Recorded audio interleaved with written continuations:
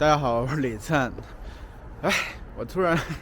想起一个事儿啊，就是上星期录完视频之后发布之后啊，有个朋友说啊，你这个星期看起来情绪比上个星期好呀，真替你开心啊。然后今天呢，我发现确实可能有时候你自己不是那么在意，但是你展现出来那个状态还是很清晰的呈现在这个镜头跟前的。我今天是感觉心里有点沉甸甸的，因为昨天发生了一件事情啊。咱们在说这个事情之前呢，先回归到我们的主题啊。我想今天聊一下主题，就是在学习中文的过程中，在学习当中啊，有个东西非常重要，就是对自我的要求。你想想看，就是你对自己的要求是不是有时候过低了？太过于的容易原谅自己，因为我发现其实这个事情是很多学习中文者的通病，或者可以说这也是我自己的一个非常大的问题，就是太过于容易原谅自己，放过自己，还好啦，就是这样就可以啦，就是这样啊。其实很多时候我觉得一分耕耘一分收获，所有东西都需要你付出时间、精力，甚至痛苦。对，你想取得很好的成就，你想取得很好的成绩，你想中文说的特别特别好，你可以回想一下，你有没有付出足够的劳动？包括你的这个，比如说写字儿啊，对吧？说话呀，对不对？思想啊，这所有东西都是劳动。我今天发现自己这个意志是有点消沉，就是因为昨天我儿子就是期末考试出来了，成绩出来了啊，和我和他妈妈的预想啊，就是我们的预期稍微高一点，他低于我们的预期。不是说我们是特别在乎分数的这么一对父母，而是我们突然发现了，就是我儿子这个从期中考试到现在这个期末考试中间就有很长一段时间，他整个人是飘着的。飘着的是什么意思呢？就是不脚踏实地，觉得自己挺好的，对不对？一方面是这个样子，就当时期中考试的时候考得非常好，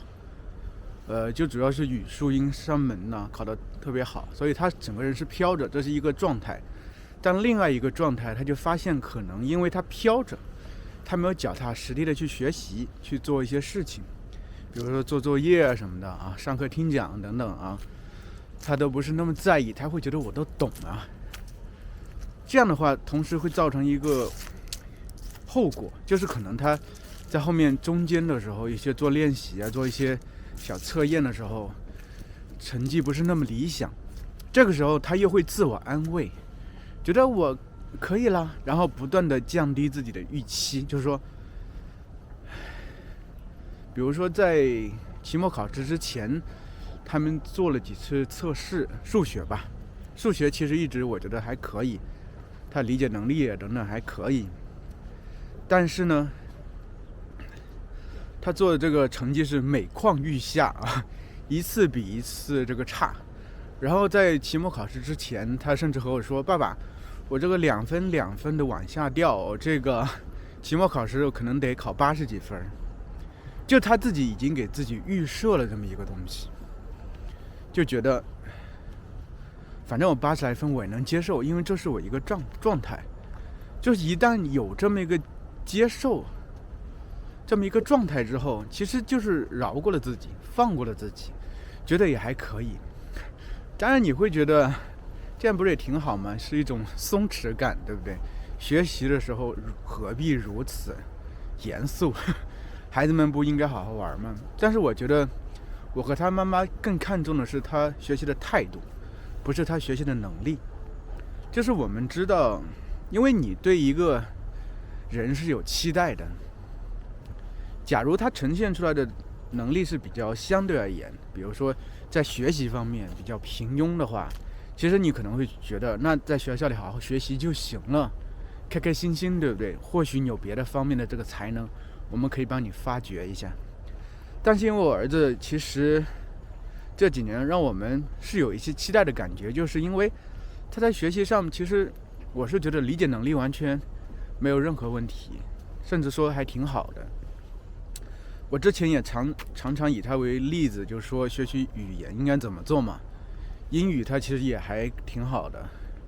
这回也考了100，就是英语其实还维持住了。英语维持住的原因，我觉得就是因为我们之前说过他，就因为他英语也很飘了，因为他英语确实自己自我感觉非常良好。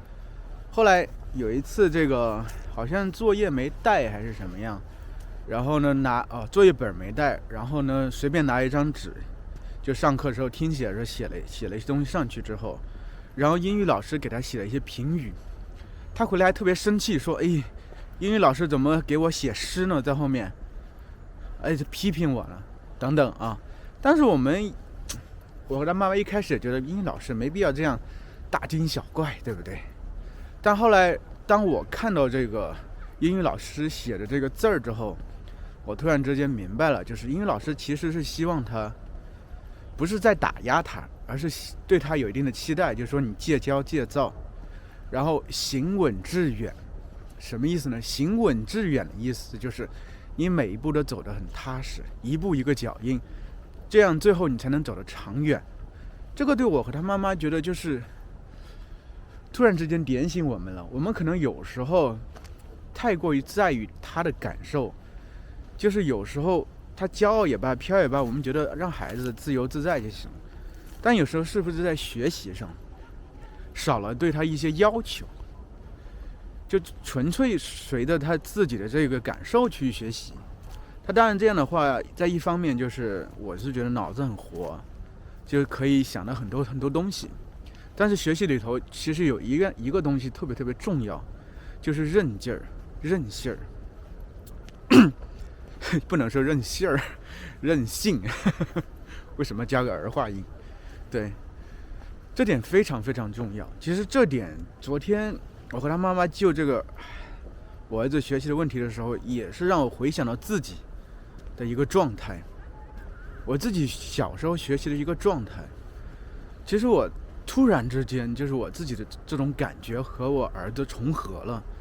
我小学1年级可能到3年级的状态都挺好的，甚至到4年级，对，3年级上半学期，下半学期到4年级上半学期，我的学习成绩都很好，都还是不错的，感觉和我儿子是挺接近的。后面其实慢慢的就是每况愈下的一个原因是什么？我后来就是不是后来分析，就昨天突然想到这一点，对我一个很大的冲击感的地方在哪里？就是后来我慢慢在面对一些学业上一些问题的时候、困难的时候，我有点不知所措了，然后又沉浸在自己的过往的这个不错的状态里头。但是面对新的困难的时候，我没有足够的把握，也没有足够的支持，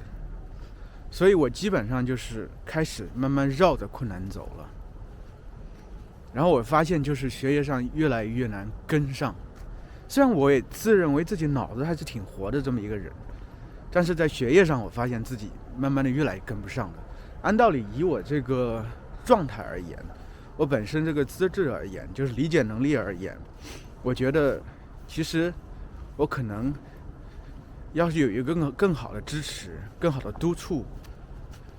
更好的帮助，我可能在学业上在比较早就能取得比较好的成就，未必是仅限于此。当然这个东西就是以前的事情，但我觉得这对我是一个很大的警醒，就是在养自己孩子的过程中，是不是自己因为自己觉得可能学校的学业等等压力太大，而且又觉得过分在乎，就是比较的就是你的这个思想的活泛呢等等想法呀，天马行空由着你去做等等，少了一点约束，少了一点要求。因为说实话，就是学习这个本身学习本身当然应该是以快乐为主，因为学习是一个终身的事情。你像我现在一直也是在不断的学习新的东西，不断去吸收新的东西。那是因为我有需要，而且我很感兴趣。这个终身学习这个状态肯定是非常好，而且肯定是需要有一定的这个兴趣做驱动的。但是不是所有你学的东西都应该以兴趣为驱动？你假如没有兴趣，很多东西就不学了吗？特别是在打基础的阶段，因为这个基础你打不稳，对，打不牢，打不稳，就地动山摇，对不对？你的地基打不稳，你这个房子肯定是盖不好的，对不对？所以现在就是今天让我心情挺沉重的原因，就是一方面想到我儿子，一方面想到我自己，一方面也想到了诸位学习中文的朋友们。对，其实我老婆有一点非常好，就是她在当下很失望，甚至很生气，就是主要是对我儿子这个状态，就是他不够努力的这个状态挺生气的。另一方面也有点怪罪自己，责怪自己，觉得自己没有好好的帮助他，就他心情比较复杂。当到后面他调整过来之后，他就会想怎么给孩子制定计划，怎么一步一步帮助他。这个时候，其实在那个时候我真的还挺羡慕我儿子，就是在我小时候，我父母根本没有时间管我，所以我在面对人生中的一些困境的时候，学习上的一些困境的时候，全部是自己一个人去扛，去想办法。所以其实我觉得在我人生的很大一部分成长的时间里头，面对问题，面对困难，我是采取回避的态度的。这也是慢慢形成了我一个人生的一个策略，就是面对人生的一些很多问题的时候，我都采取一个回避的态度。最近1-2年是因为我开始做大叔之后，慢慢有了很多的这个正向反馈，让我慢慢有了更多的自信去解决问题。面对难题的时候，我也愿意去攻克。但是你们要知道，在几年前我根本不是这么一个状态的。我在别的地方说过，就是我工作之后做翻译，我也没有想做好。后来说我去做口译吧，我也没有想做好，甚至可能觉得自己也能做好，但是不想做好。面对困难的时候，其实在很大一定程度上是没有兴趣，但也是因为困难太大，我没法一步一步的去走，所以我就不断给自己降低预期，就是给自己提的要求越来越低。你只要求心安，自己心里安生，觉得可以了，没必要给自己这么大压力。你这样的话其实过得更快乐，对不对？但人生我觉得，反正对我而言，人生不仅仅只在快乐。假如大家真的只是寻求一种快乐，为什么要这么费劲的去学习中文呢？中文可是世界上最难学习的一门语言之一呀，对不对？要是我真正只求快乐的话，我不能说话方式按照自己原来的方式吗？我为什么要去改呢？我为什么要说标准的普通话呢？我有很浓的口音怎么了？我难道会影响我的生活吗？不会吧。人就是有一种向上的力量，希望自己的生活越来越好，希望自己本身越来越好，未必是财富上的积累，更多是这种精神上的成长，这个才能带给人一种持续不断的愉悦感、满足感。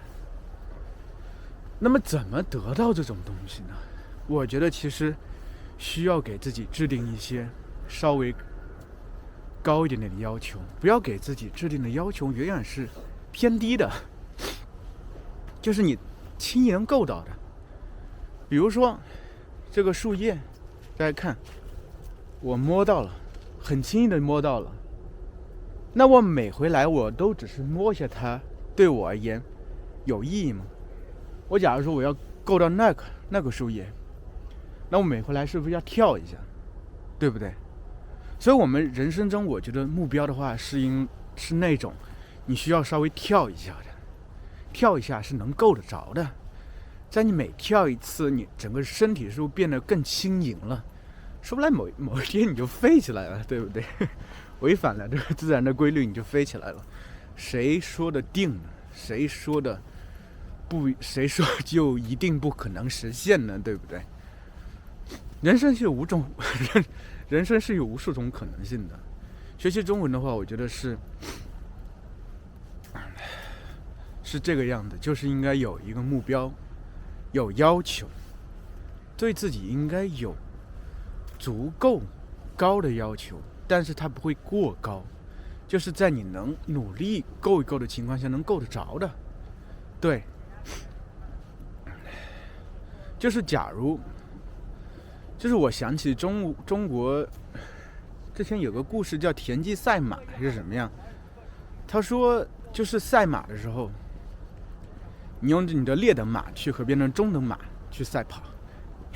中等马和人的这个上等马去赛跑，其实这个东西就是一个赛马的规律，和这里学习有什么关系呢？就是有时候我们取乎其上得乎其中，取乎其中得乎其下，就是我们目标比如说定的比较高，我们可能还能达到中间的值，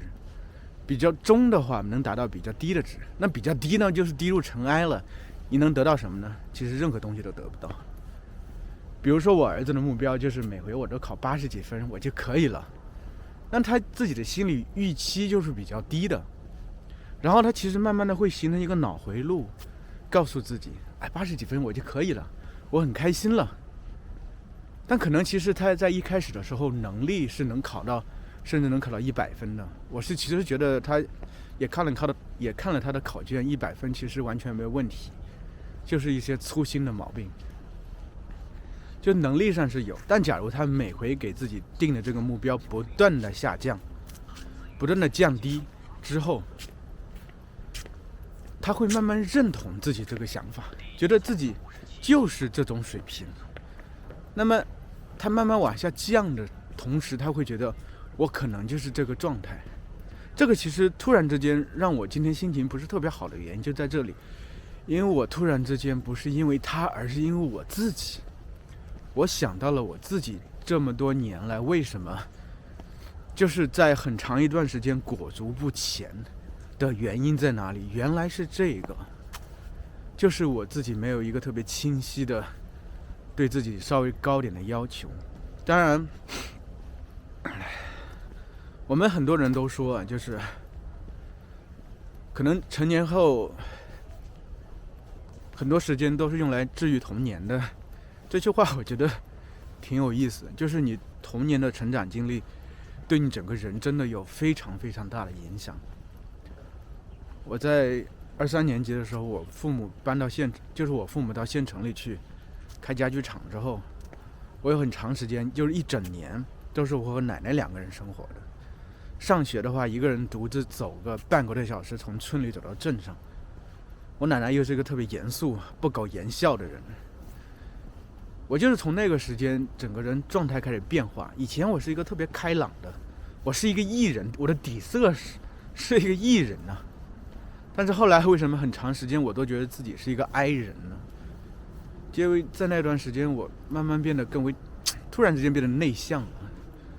不想和人打交道了，感觉好像也找不到朋友。我能想起很多时候，就是不只是那一整年，后面的暑假，我小学的整个暑假2个月，我都是回到乡下和我奶奶2个人待着，偶尔会有一些亲戚的孩子过来，偶尔有表妹啊、表哥啊他们来，很多时候都是我自己，大部分时间都是我自己和我奶奶。那奶奶当然不可能陪我玩，我就是一个人。真的就养成了我很多东西，就是把自己缩进壳里，面对问题的时候，面对困难的时候，都是想着去逃避，因为那样对我而言最安全。所以从一个点可以扩展到扩展到我的整个人生里头。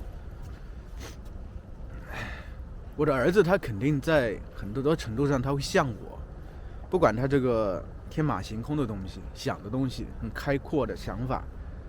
但是同时他可能也有一些我的一些基因传给他，就是面对问题的时候未必有那么坚决，一定要好好努力去克服这个困难的劲儿。对，所以在那一瞬间对我有很大的冲击。所以我觉得这个是一个危机，也是一个契机。我也想和大家分享一下，就是大家在学习中文的时候，真的就是给自己一些压力、一些要求，不要给自己过低的要求。你过低的要求达到了很爽，对，但是你会越来越往里缩。你的成就，你最终能达到什么样的状态，肯定是不断的降级的。假如你给自己稍微目标定的高一点点，是你能够得着的这些高度的话，那你就可以不断的往上一级一级的走着。那样的话，你的中文才会越来越好呀。而且我觉得学习中文，它真的是一个，它不只是学习语言的而已。对我而言，它是克服人生一个困难